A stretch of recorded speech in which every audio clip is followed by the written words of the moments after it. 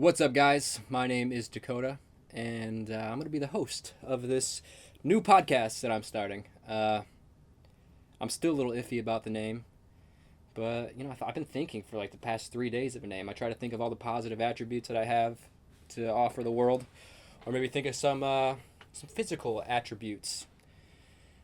I don't know. I got eczema. Comes in a little bit like here on my face.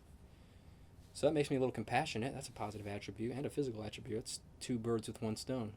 But I couldn't really think of any clever names that had to do with eczema. So, a place for humans.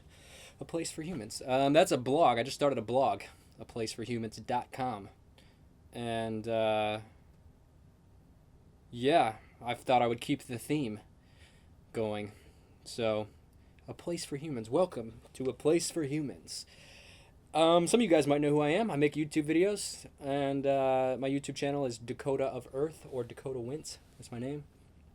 And I asked some of you guys to send me some songs to play in the intro, so we can have a little intro to open this up with. And I got some emails from you guys, and I would like to continue this. So if you make music and would like to maybe have your song opened in the podcast, send it in. The email will be in the description below. So this song was sent in by a guy named Alex, right? Alex, and his band is called The Honest, and you can find them on Spotify. Let's give it a little listen. Hey, Alex. Place called Humans. Man. We've all been trying to get a hold of you. What's up with you, Alex? Where the hell are you? I hate this couch. It's where my demons seem to gather, and my back sticks to the leather when I nap or I don't dream. I hate this couch. It's where we pulled our first all-nighter and laughed so loud the United bite her on the neck the sheet freeze up. I hate this couch. Covered in water stains, each with a story for the spell. If I had any time to Get this kill, going. I'd love It's a good myself. song, man. You got some talented people that are on this planet with us. The Honest. That's by Alex and his band. Check them out on Spotify. So I don't know. I don't even know what we're going to talk about on this podcast. Let's see what's going on in the news. Let's check Google for breaking headlined news. News. There's always something crazy going on in America, I feel like. Always some kind of shooting or just something right here. Here's a shooting right here today, a couple hours ago. Why? I hate to almost say it. I don't even know if I can say this. This is like a dangerous thing to say out loud, but I feel a little desensitized to all these shootings. It's like, I kind of expect it. If I type in news America, I feel like that's synonymous with school shooting. Gunman storms Florida bank and kills at least 5 people. I just don't understand. I don't get it. Like, why? I mean, I guess I do get it. There's people that are born into some shitty conditions, and I don't know. I guess I've been pretty angry sometimes, but not angry like that. Do you think video games really do have a like a role in this kind of stuff? Like Grand Theft Auto. I grew up playing Grand Theft Auto and these kind of like games, I feel like my generation was really the initiation into being able to explore some virtual violent world and to kind of express that part of ourselves. I feel like we all kind of have something in ourselves, that this animalistic, primal, beat your chest kind of behavior. It's in us somewhere. And I think it's expressed. I mean, Grand Theft Auto and Red Dead Redemption and these games that are based on sort of masculine aggression and war, Call of Duty, these kind of games like this is, they're the biggest games in the world. Ooh. We're having a technical difficulty.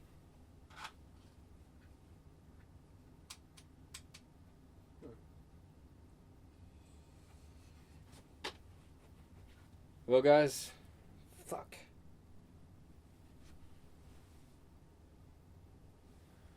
Shit, well, fuck it. Okay, whatever.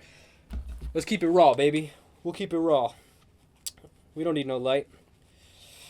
That's the point of this podcast. I want to keep it as raw as possible, and I want to just kind of say what's on my mind and not edit it really at all, and just kind of let it flow.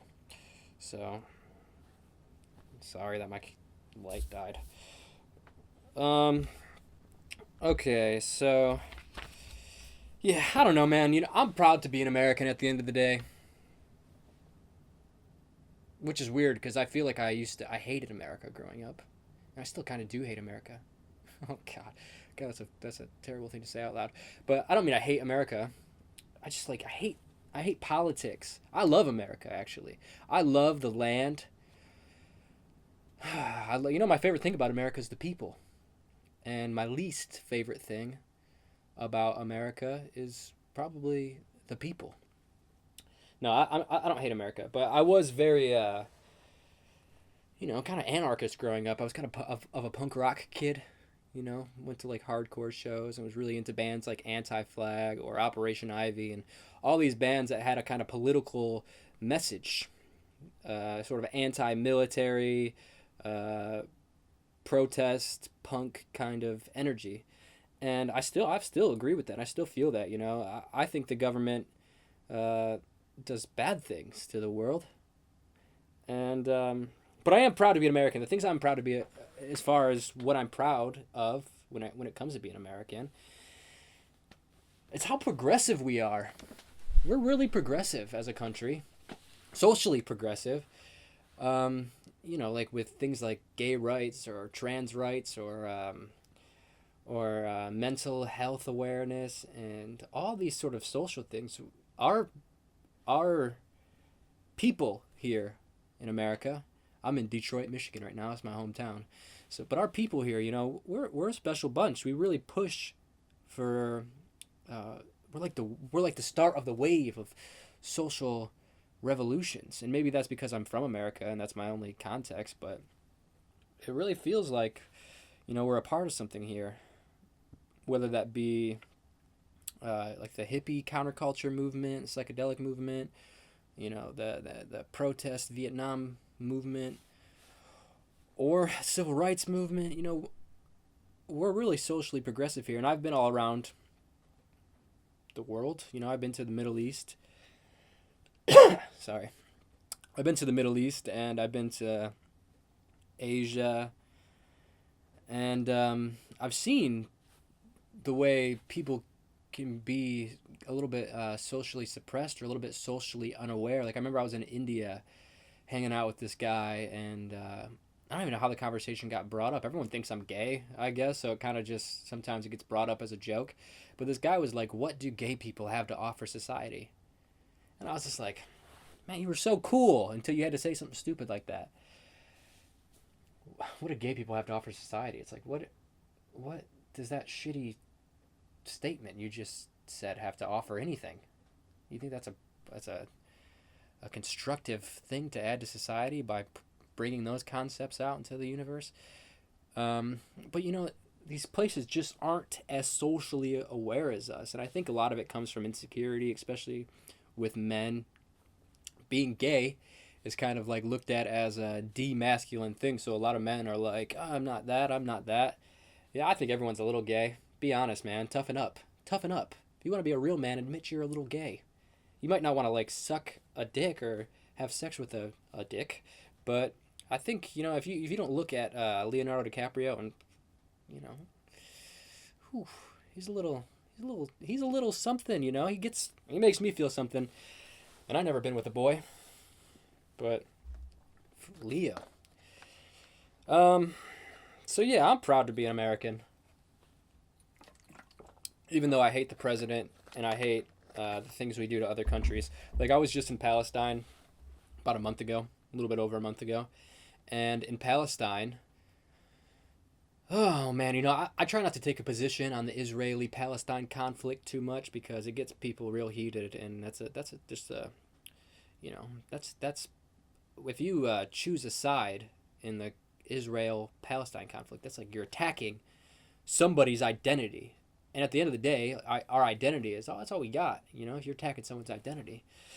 So I was in Palestine, and I was surprised to see all these bombs and like tear gas and bullets just on the street, you know. And I was walking right past them the first couple days without even realizing that that's what it was. You know, you just kind of walk past it. It looks like some rubbish, trash on the ground. And but I did a tour with the Banksy Hotel, called the Waldorf Hotel. The street artist Banksy made this hotel to sort of raise awareness about the conflict, and it's more sort of geared toward the Palestinian perspective of it, and how this wall, this illegal wall put up by Israel as a defense against Palestinian extremists, or terrorists as the mainstream media calls them. Israel put up this wall, and I met with this guy who just basically told me how it affected his life. You know, he's just a normal guy. He just living his life in Bethlehem and the West Bank and Palestine, and now he is confronted with this situation of conflict. And yeah, he took me on a walk around the wall, which is patrolled by the Israeli military at all times. There's always someone there, and they got guns, and you know, it's a scary situation to be in. And something that really shocked me is that the soldiers they throw bottles of pee at people and out into the cemetery that's near the wall. So it's actually, in the cemetery itself is Rachel's tomb. This is a sacred cemetery to Muslims and to, I guess, Jews and Christians. This is a Judeo sacred site, and these soldiers just throw piss all over this Muslim cemetery, bottles of piss. And you can check that video out on my YouTube channel if you're curious to see it. It shocked me, man.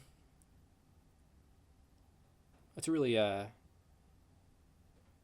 dehumanizing thing, to throw piss at someone's ancestors or family's grave.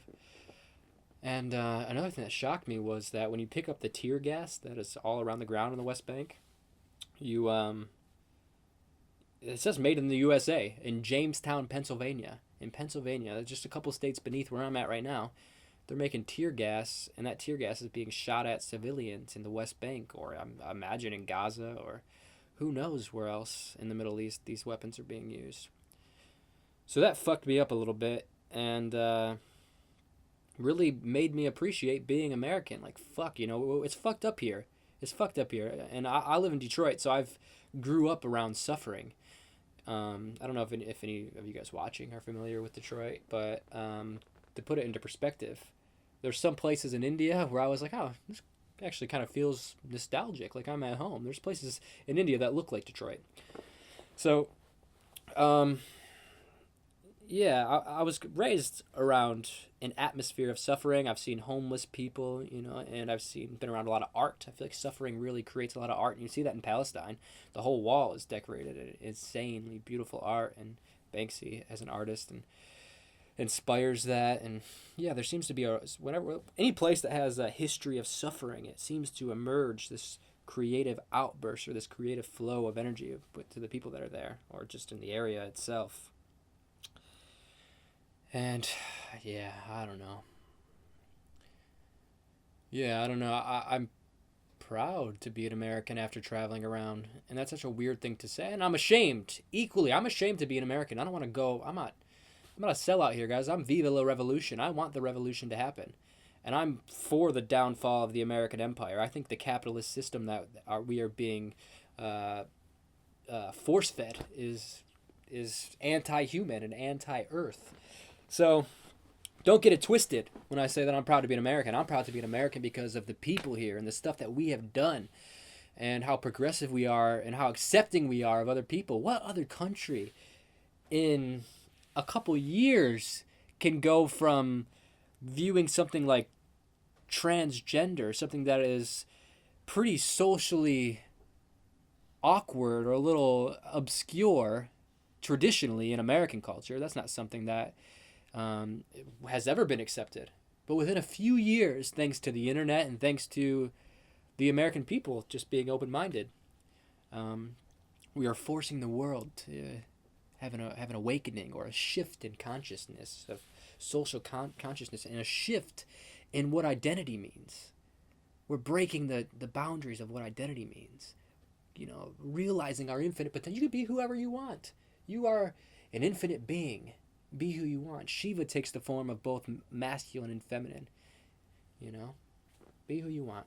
And I think America's great for that. And equally, I mean, we got a lot of people that are against you being who you are. But the fact that we have such a tidal wave of this kind of stuff, of protest and acceptance, is a really beautiful thing that you don't find in many other countries. And speaking of other countries, I'm getting ready to continue my travels.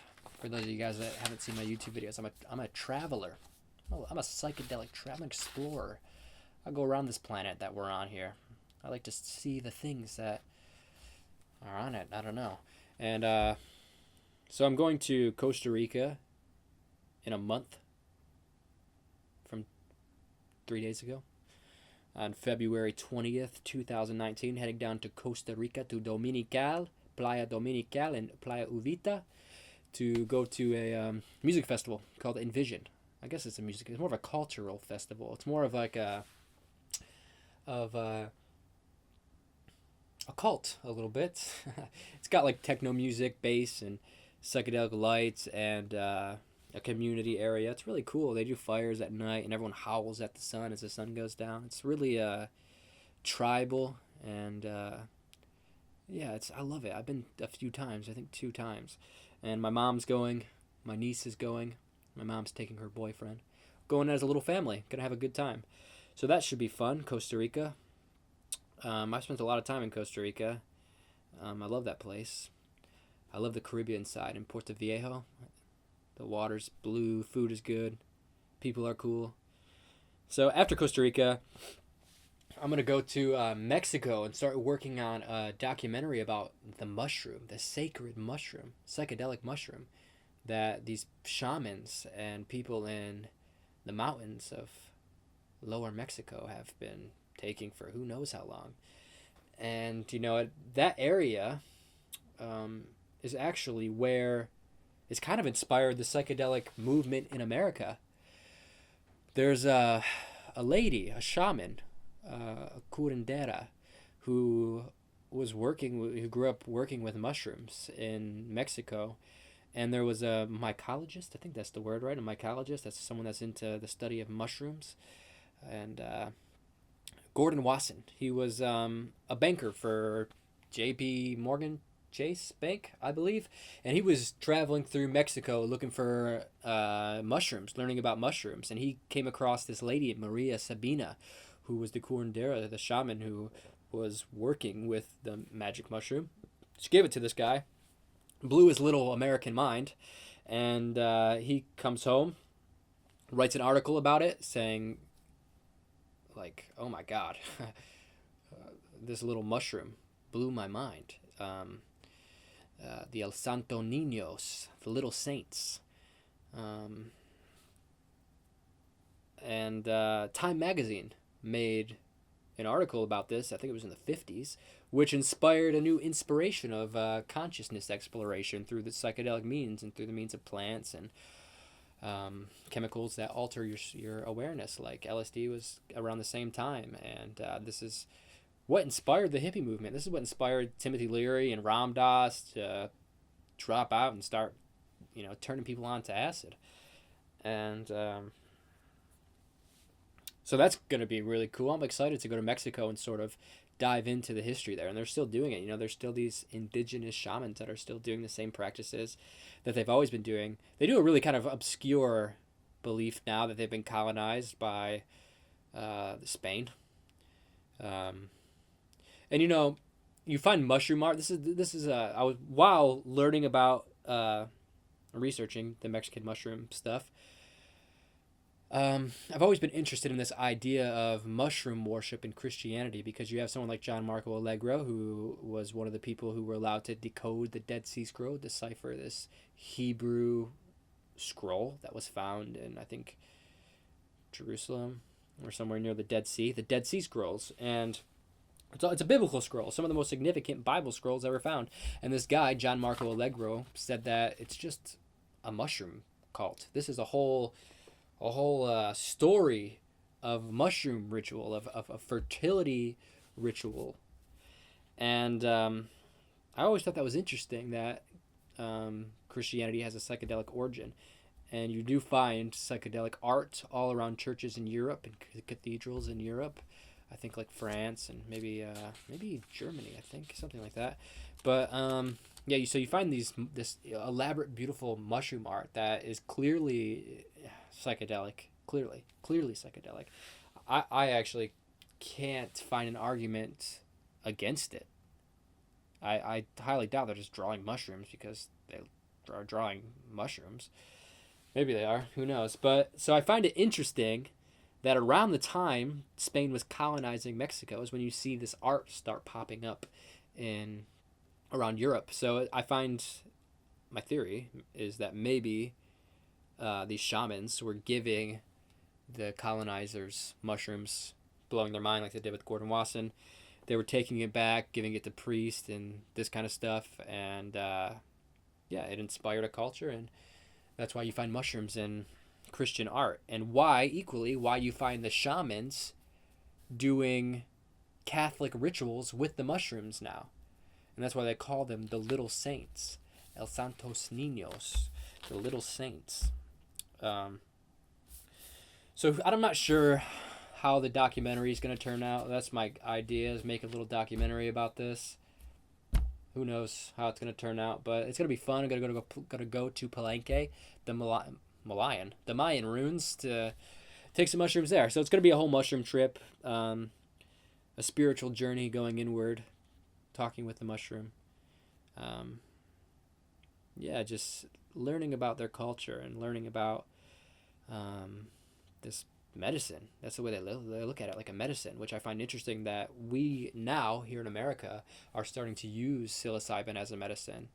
I think Oregon is actually trying to legalize it medicinally, which is, man, it's like almost like a reemergence of shamanism. Shamanism is making its way into our medical culture finally. So that's exciting news to see such a wave of psychedelic influence making its way to the forefronts again. And I appreciate that, because psychedelics have done so much for me, changed my life. I kind of attribute everything I'm doing to mushrooms. I don't know if I would have had my first mushroom trip, where I'd be. No idea. So yeah, I believe in the healing powers of mushrooms, and I want to learn about the traditions that's been doing it for thousands of years, and seeing what else there is to learn through this perspective. So that'll be cool, and that's just in a month from now I'm going there. Sorry, about a month, a little after a month. And then after that, gotta do a little bit more traveling, but the thing I'm most excited for is Ethiopia. I'm gonna go to Ethiopia, and I'm gonna hang out with the tribes of the Omo Valley, which is like the lip plate tribes.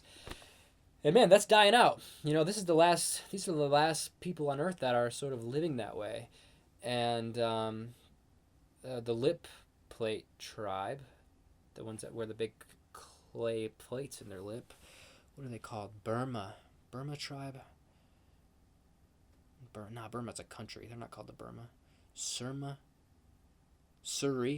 the Suri tribe. I forget their name off the top of my head, but I'm really excited to meet them, because even within their tribe, they're starting to have a sort of social revolution between the women. The women are starting to stop stretching their lips because they're having too much contact with the outside world, and are starting to just have a new influence and a new inspiration, a new outlook about life from foreigners. I guess kind of like myself, going in there and maybe ruining their traditions. I don't know.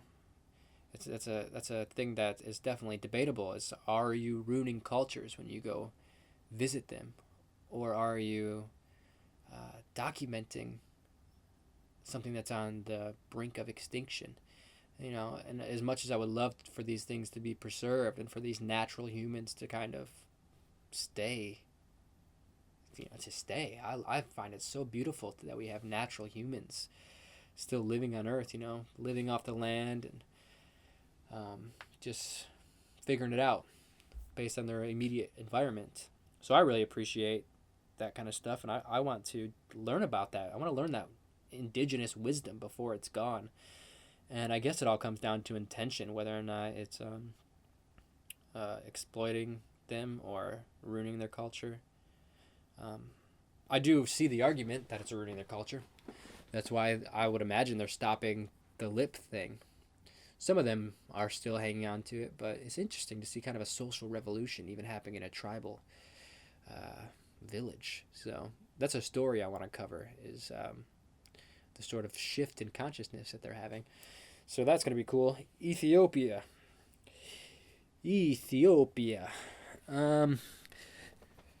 Where else? Maybe go back to India. I spent some time in India, about 6 months. I love India. What a country. So cheap. You can live in India for basically nothing, especially if you're kind of like staying in one area. Like, I love Rishikesh. If you're interested in going into India, check out Rishikesh. Rishikesh means Rishi means like a yogi or like a mystic. Rishi. And Kesh means hair. So Rishikesh means the hair of the mystic. And this is where people believe is the birthplace of yoga. And it's a cool place, man. They got a lot of stuff going on there. Lots of cool culture and lots of backpackers. You'll meet a lot of cool people there.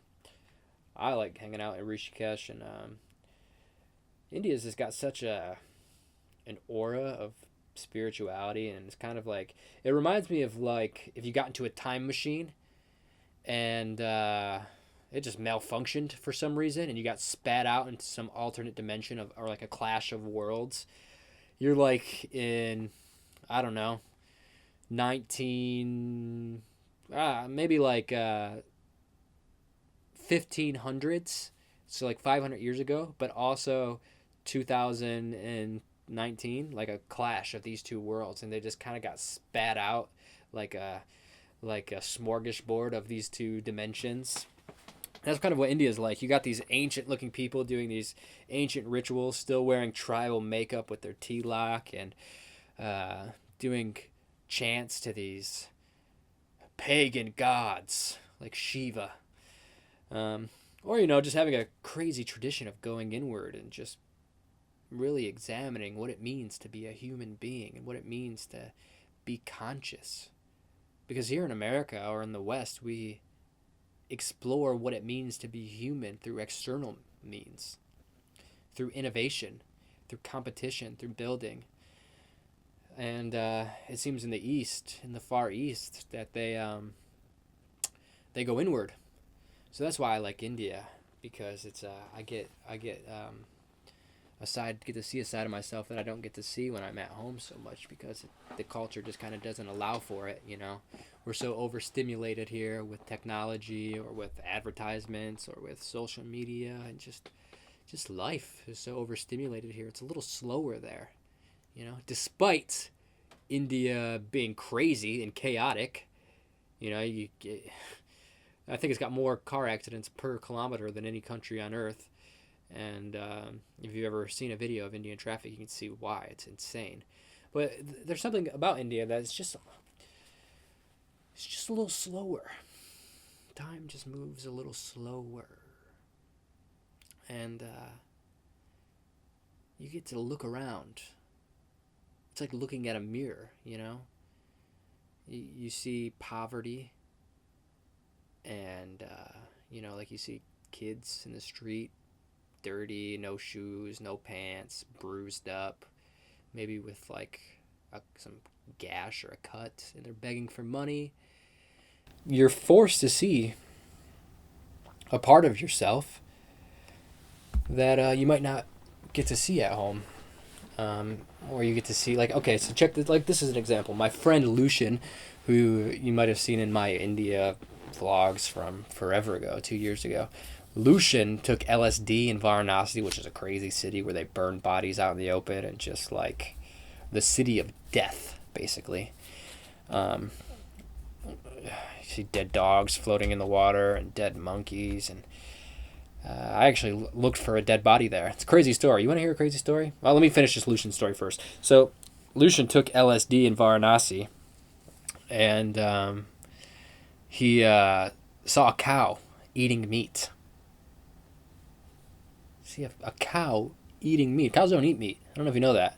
Cows do not eat meat. So it just shows you that what kind of place and what kind of things you have to confront when you're in a place like India.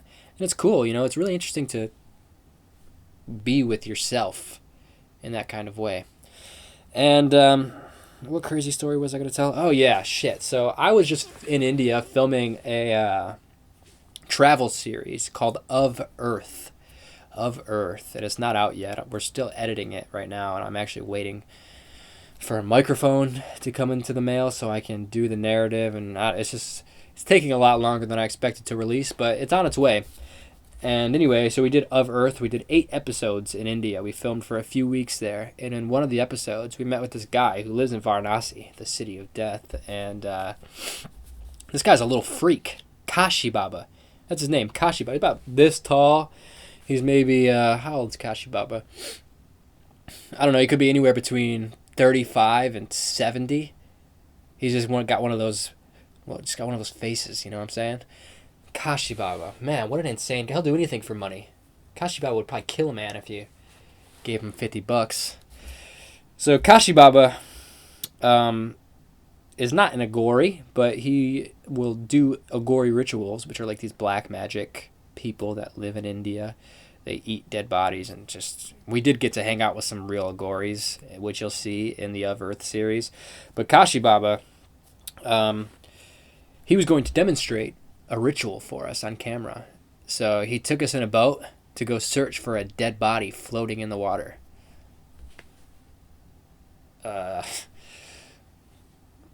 Yeah, so being in India, in the city of death, with a man willing to do basically a satanic ritual where I come from. If you're from where I'm from, that's called a satanic ritual, bruh. Out here meditating on pulling dead bodies out of the water to meditate on top of them for a camera. That's what we call Satanism. But I don't believe in Satan, so fuck it. We went looking for a dead body, and well, you'll have to watch the show to see what happens next. But it's crazy, and it was really God, it was so crazy that it didn't even feel like it was happening. You know what I'm saying? Like, I felt totally out of body the whole time. Like, it felt like I was watching something crazy on TV or something. Like, to push myself back into that moment to where I'm on a boat in water with dead things floating around, and we're looking for a dead body that this guy is going to do a ritual on, and across the distance you can see big fires, and inside these fires, and if you were to get close enough to these fires, you would see the feet of human beings sticking out the end of this wood that's on fire, and you see the skin melting and the bone melting right in front of your face. Like, there's it's not really hidden. You can just walk right past it, and I did walk past it a few times. And crazy fucking place. I love India. It's not for everybody. And I'm going to go deeper into Asia. I would like to see more of Asia. I'd like to go to Thailand. I don't know if you guys know this about Thailand, but Thailand's huge for prostitution. That's not why I'm going there, but that's a fact about Thailand. And they have a lot of transgenders, oddly enough. They've been in... like, you seen the movie The Hangover, where they accidentally sleep with a transgender? I think they call them ladyboys. I have a little trouble saying that out loud because it sounds offensive. But... yeah, they have these lady boys or transgender people that you can sleep with, and it's a really popular thing in Thailand, in case any of you guys are freaks out there. But basically, I'm just going to Thailand because it's cheap and really beautiful.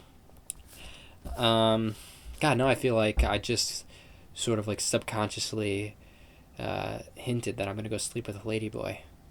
Shouldn't have mentioned that one, but yeah, so maybe go to Thailand.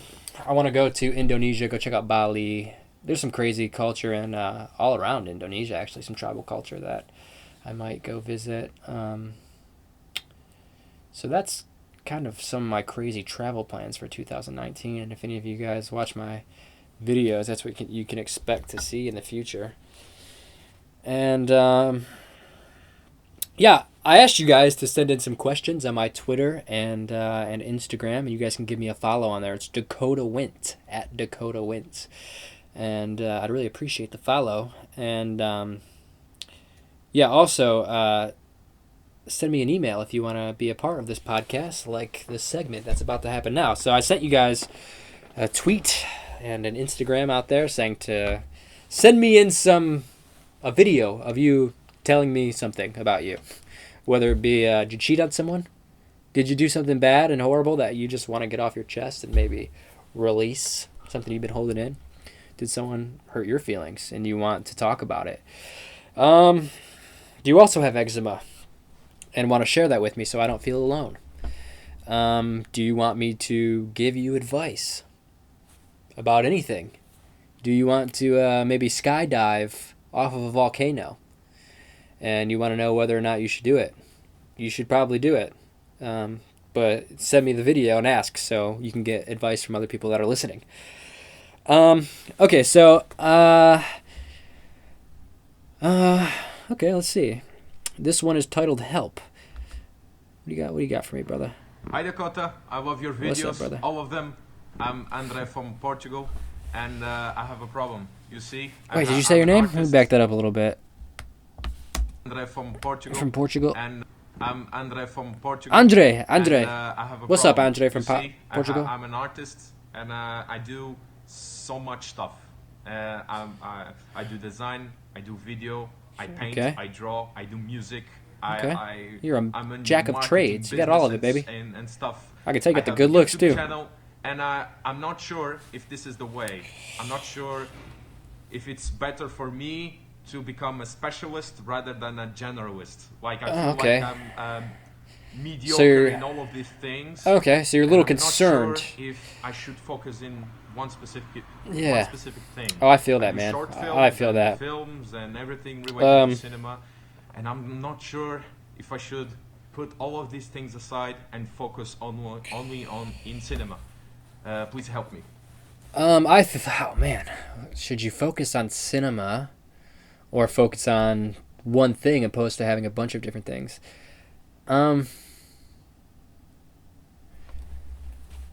For me, I like to work on a bunch of different things and sort of take on projects, a lot of different projects, whether that be like my blog or like this podcast or like my YouTube channel, but all sort of through the same kind of expression, which is, I guess, kind of cinema and film. And I guess find out what you're passionate about, which it sounds like cinema, and find a way to make all of these things interact with each other. I think you could do that. I don't think you have to. I don't think it has to be one or the other. I think they're all these things that you're into, music, and art.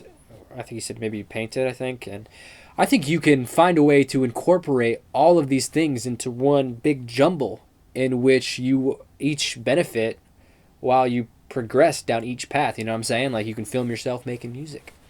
I don't know. You can make art with sound. You ever seen those people that put like sand on something and then turn a frequency on and it makes some crazy geometric pattern? Make some crazy art project. The possibilities are infinite.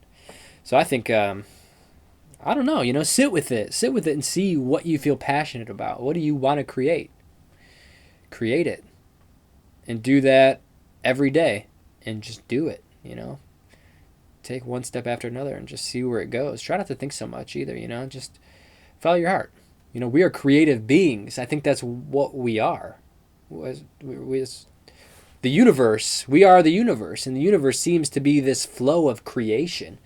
So I think when we do things like create, it brings us to that flow of creation. It brings us into alignment with the universe. It puts us in touch with our higher selves, with our true selves, the self beyond the ego, the self that is just flowing. It's in tune. It's creating. It's being everything. It's allowing things to just pop into existence rather than trying to become something. I think it's a meditation. It's a spiritual practice to be an artist. And I think people spend so much time trying to sit there and be quiet, trying to quiet their mind and chant and do all these austere practices and yoga positions, and it's like, just paint, pick up a guitar, do stand-up comedy, put yourself in front of a crowd, put yourself in uncomfortable situations which force you to be present.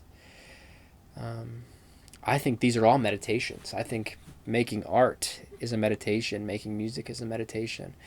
I remember being a kid and, I don't know, drawing in my room or something like that, coloring, and I remember losing myself, just being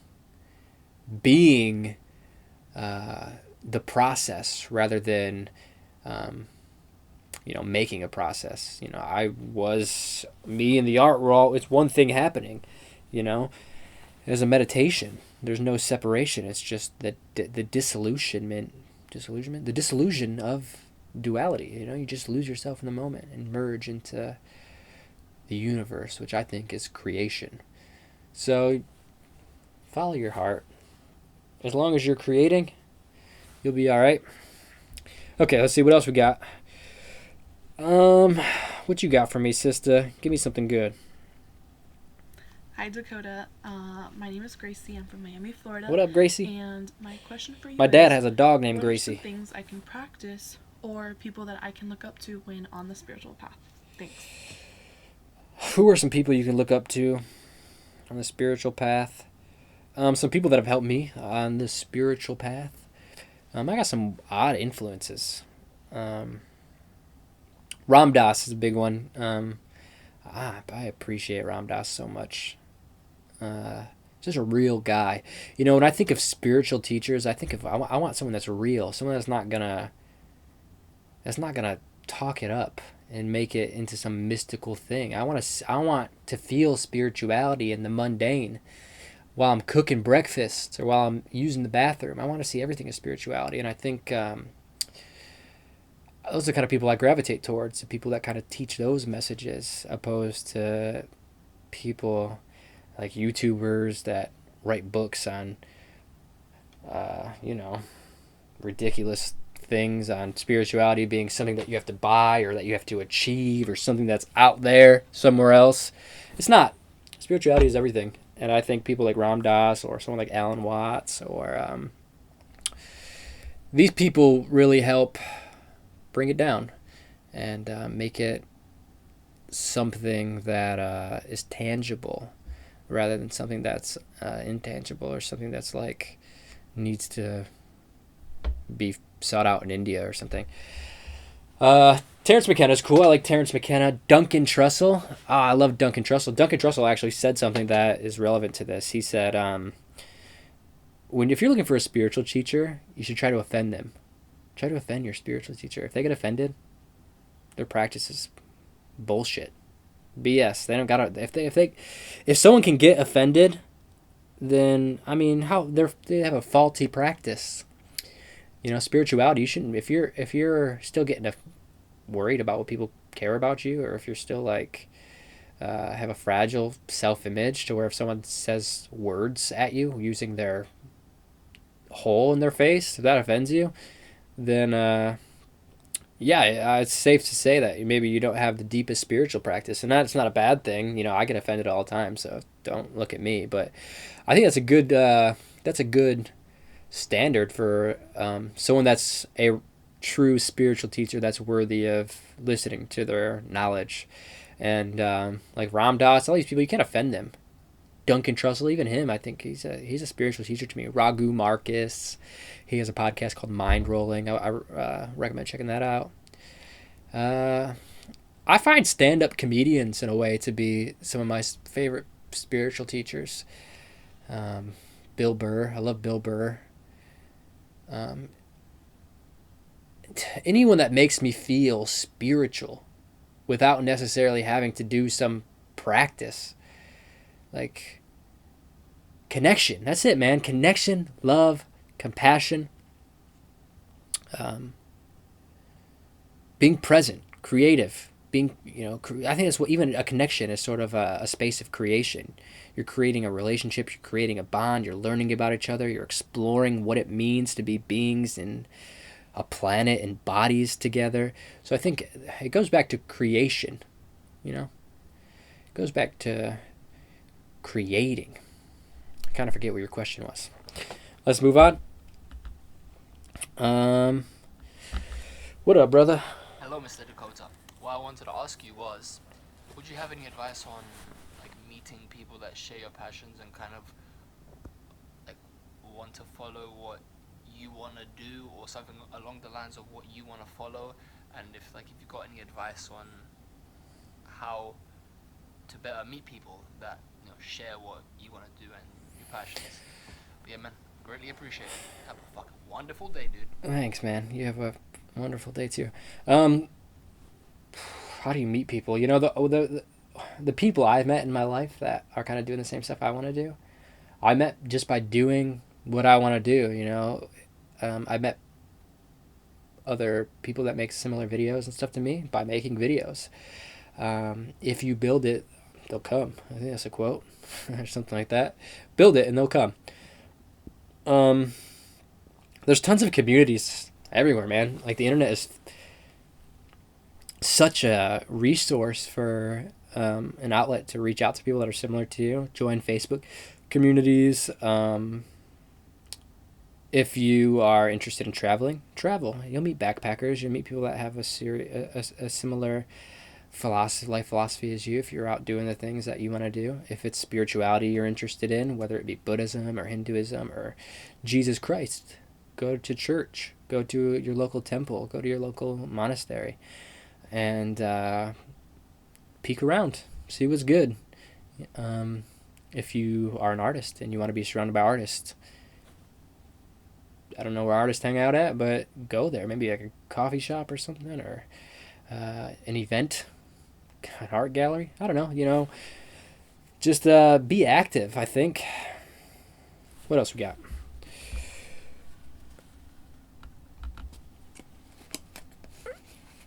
Hey Dakota, so I had a question about relationships, talking about how some people search for people to complete them and make them happy, or they rely on others to make them happy, because I personally have done this in the past and still sometimes do it. So I'd love to hear your input on Oh, I just totally zoned out. Let me watch that more time. Hey Dakota, so I had a question about relationships, talking about how some people search for people to complete them and make them happy, or they rely on others to make them happy, because I personally have done this in the past and still sometimes do it. So I'd love to hear your input on that. You want to hear my input on people using somebody else as relationships? You're basically asking how I feel about needing somebody else, I think, is what your question sums up to. I love it, man. I love connecting with people, and I love falling in love, and a part of me likes having my heart broken because it always makes me write good poetry, or I don't know, there's kind of a comfort in sadness in a way. I don't know if that's a depressing thing to say or not, but I think we are symbolic creatures. And an example of that is being at a movie theater and watching a movie, an inspirational movie like Forrest Gump or something. That's my favorite movie. I love Forrest Gump. Or Almost Famous is my second favorite movie. And feeling inspired while you're watching this movie, or feeling this wave of emotions, this all these different triggers of emotions that you go through while watching a movie. Nothing's happening. You're just sitting there. But yet you feel inspired. You feel in love. You feel happy. You feel excited. You feel sad. We're symbolic creatures. We attach ourselves to symbols, and these symbols align us with, different things. Whatever these symbols trigger for us. And I think we surrender to symbols because we don't know who we are, ultimately. We don't know our true selves, so we surrender to symbols. That's why people wear brands on their shirt as their identity, or that's why people identify themselves as being vegan or straight edge or emo or whatever, straight cis white male, whatever, these different categories that are labels that we have. We don't know who we are. We don't know that we are pure loving awareness, pure consciousness, pure mystical creative energy. So we got to bring ourselves down to the material, to the mundane, and cling and attach ourselves to whatever we can, because we got to make sense of ourselves and we got to make sense of reality. So I think that's what we do with love. I think we look for ourselves in other people. We search for ourselves in lovers and in friends. And it's beautiful in a way, because it's like a mirror, you know. These people show you something about yourself. A lover shows you a place in yourself that is love. But that's you. It's like when you're watching a movie. The movie shows you a place in yourself that is inspiration. You're watching lights flicker on a screen. That's in you. That's you. That's you. And I think a lover works the same way. That love is inside of you. You just got to look within and have some sort of relationship with yourself to where you can harness that love and harness that potency to be able to release it, or to be able to live with it and sit with it and not have to have another person to trigger it for you. But it's nice. It's nice to have the waves, the ups and downs. It's very human. And it's very beautiful. People ask me sometimes, like, what do I think about marriage? And I think people expect me to say, like, fuck marriage.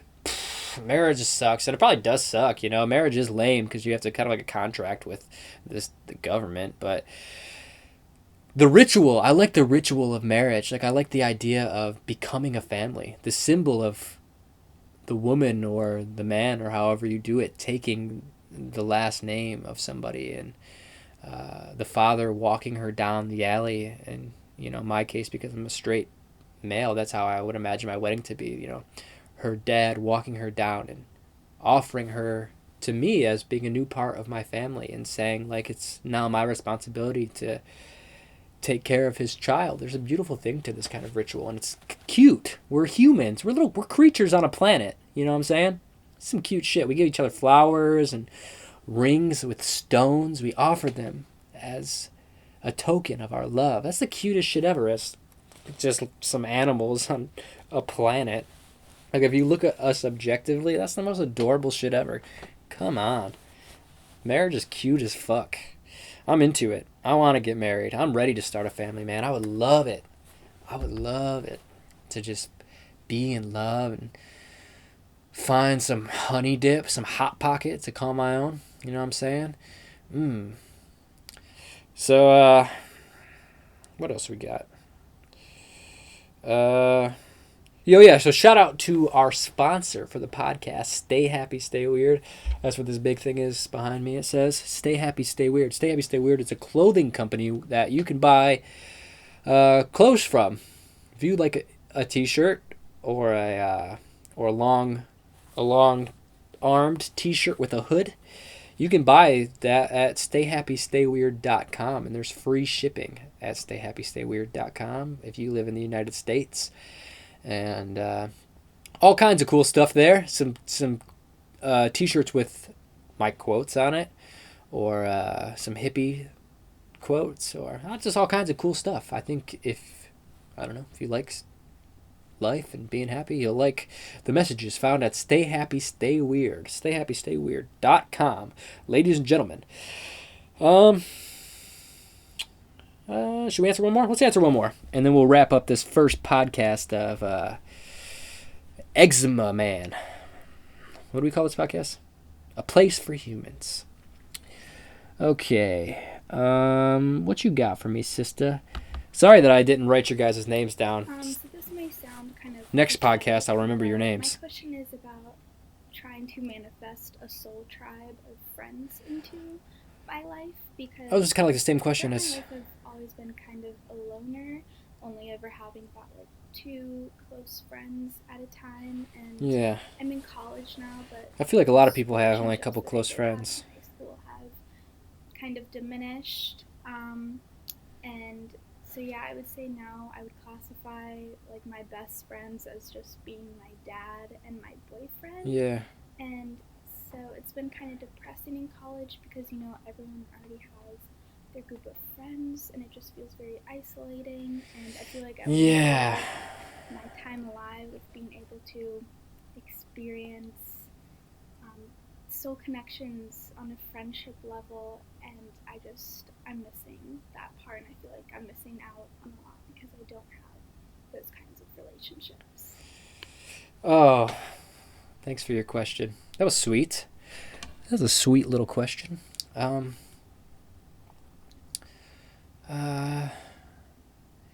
I kind of just go back to what I said to the other guy, is that put yourself out there. Not sexually, but sort of emotionally. Or sexually, I don't know, whatever you're into. If you're into like BDSM or I don't know. Do put yourself out there, however, whatever that means to you. Put yourself out there. I think you will attract people that way. Your vibe attracts your tribe. You know what I'm saying? So yeah, I think put yourself out there. You seem like a sweet human being, I can tell, by looking into your eyes and the sound of your voice. Yeah. You're in college. It's a great opportunity. There's a lot of really... I wish I went to college. You have a great opportunity to reach out to people. Maybe they have a Facebook page or something. Or if... I don't know. You guys below in the comment section, hit up my friend here. She needs some loving, and I think we have a lot of loving to offer. And I think a lot of us feel this way, that we only have a few close friends in our lives, and it can be hard sometimes, especially once life kind of goes. You know, friends move, and people get lost in life, and you know, you end up in different places than the people that you grew up with, and it's depressing. It is sad. You know, all my friends are scattered all around the world at this point, but yeah, I don't know. Check the comments. Yeah, so if you need some shitty advice like that, like what I just gave, send an email to aplaceforhumans@gmail.com, aplaceforhumans@gmail.com, and your boy will answer it if it's a good question or an interesting question. So that is pretty much it. I hope you guys liked episode number 1, numero uno. And I'm going to try to keep this as raw as possible. And I know I said some stupid things in this, so forgive me that you guys are seeing a more vulnerable, exposed version of myself. I know you guys kind of see an edited, cut down, angelic version of myself where I say only sweet stuff. But I'm a human being, and I don't know, I'm not always perfect, and sometimes I say really stupid things that I probably shouldn't say, and maybe that's going to happen a lot on this podcast. I hope I don't get myself into trouble.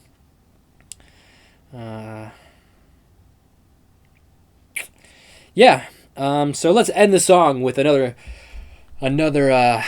song someone sent in. This song is from Frankie of Earth, my homie. He changed his name to Of Earth to support my travel series I have coming out soon. If you guys would like to do that, I would really appreciate it. Change your name, your social media names, to Of Earth.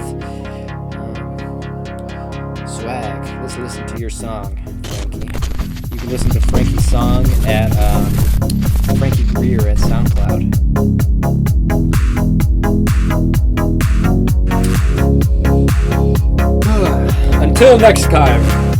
Until next time, my friends, make sure to subscribe for more A Place for Humans podcast.